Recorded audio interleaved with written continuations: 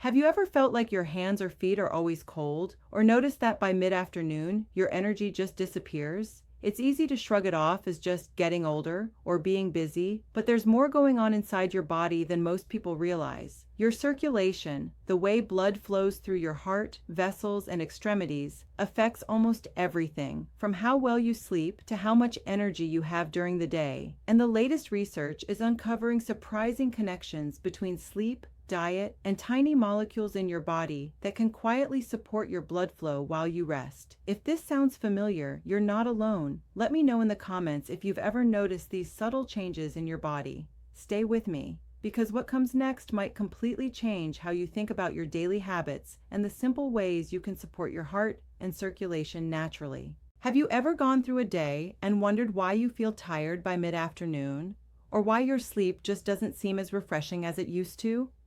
Maybe you've noticed that some days your hands or feet feel colder than usual, or that you're making healthy decisions, but somehow your energy and clarity still don't match your efforts.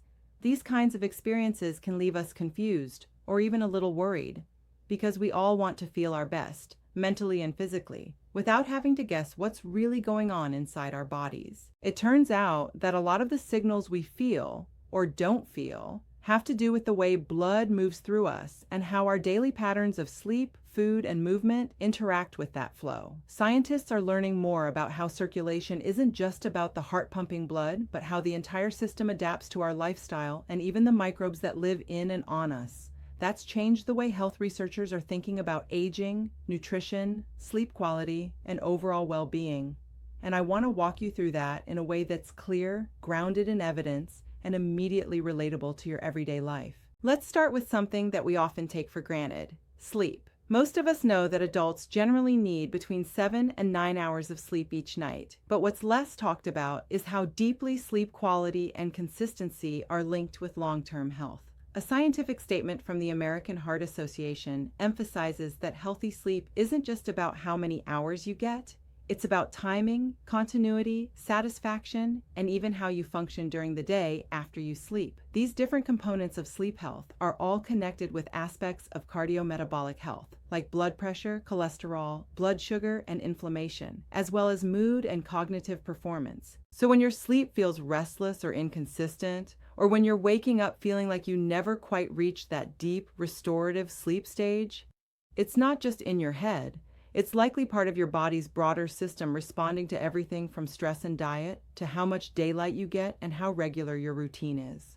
There's also recent research suggesting that even the timing of meals, what scientists sometimes call chrononutrition, can influence sleep outcomes, though the picture is still being filled in. Now, you may be wondering how sleep ties into circulation and overall heart health. One intriguing piece of the puzzle is a molecule called nitric oxide, a naturally occurring compound in the body that helps relax and widen blood vessels. That process, known as vasodilation, facilitates smoother blood flow, and researchers have observed that nitric oxide levels tend to decline with age. In fact, older adults often produce less of this compound compared to younger adults, which is one reason scientists are interested in how diet and lifestyle might support the pathways that generate it.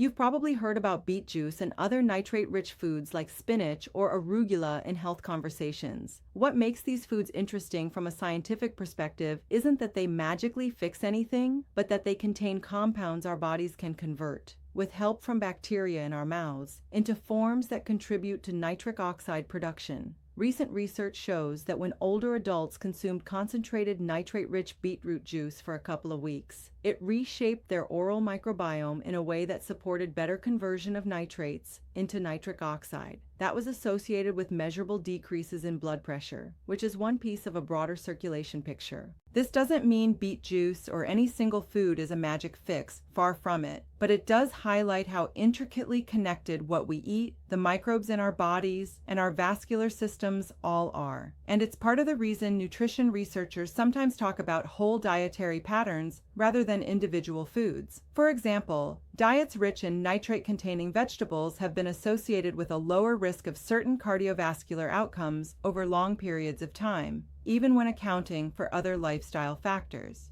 And what you eat also interacts with your sleep, and vice versa.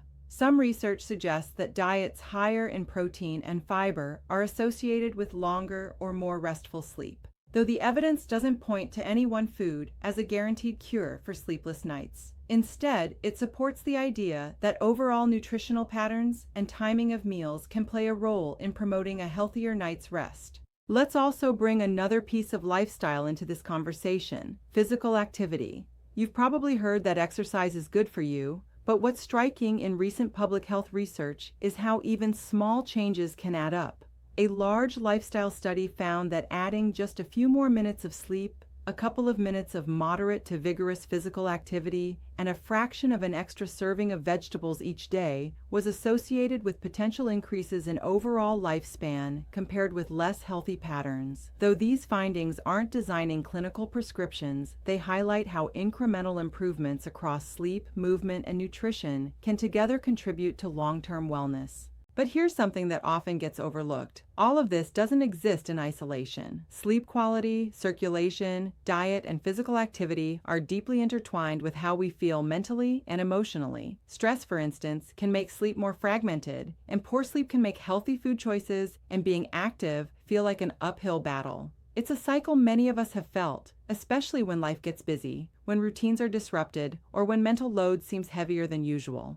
That's why public health discussions increasingly emphasize holistic well-being instead of narrow fixes, because supporting your long-term health isn't about a single nutrient or a single habit. It's about building patterns that reinforce each other. And it's okay to start small. Maybe today you think about your evening routine. Could a slightly earlier bedtime or a calming activity before sleep make your rest feel deeper? Maybe you consider gently increasing your daily movement, even if it's just standing up more often or taking brief walks throughout your day.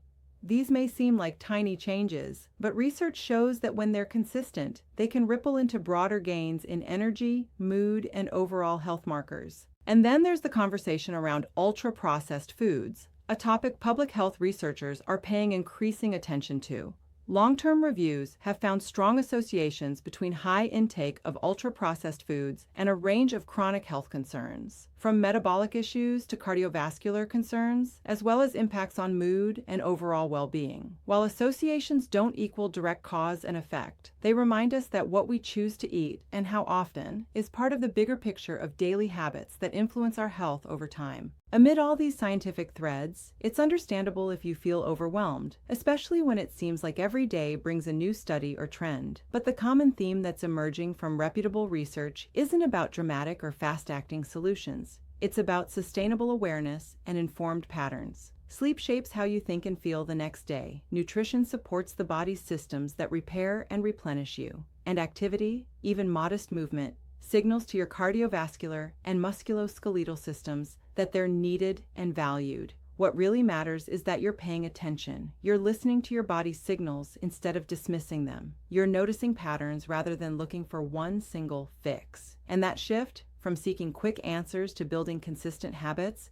is one of the most powerful things you can do for your long-term well-being. If, as you listen to this, you find yourself thinking about how your own sleep routines have changed, or how you choose what you eat, or whether you've been staying active in ways that feel good rather than forced, take a moment to reflect on that. Feel free to share in the comments what changes you've noticed in your own life. What feels helpful, what feels confusing, what you'd like to understand better. When we talk openly about these experiences, we learn from one another's journeys, and that builds a sense of community around health that goes beyond facts and figures. And as we wrap up today's discussion, remember this: there's no single magic solution waiting to be discovered on its own. The real strength in your health journey comes from the patterns you build over time, the rhythms of sleep that allow you to wake feeling rested, the balanced meals that nourish you, the gentle activity that keeps your heart engaged, and the mindful awareness that helps you make choices in line with your goals and values.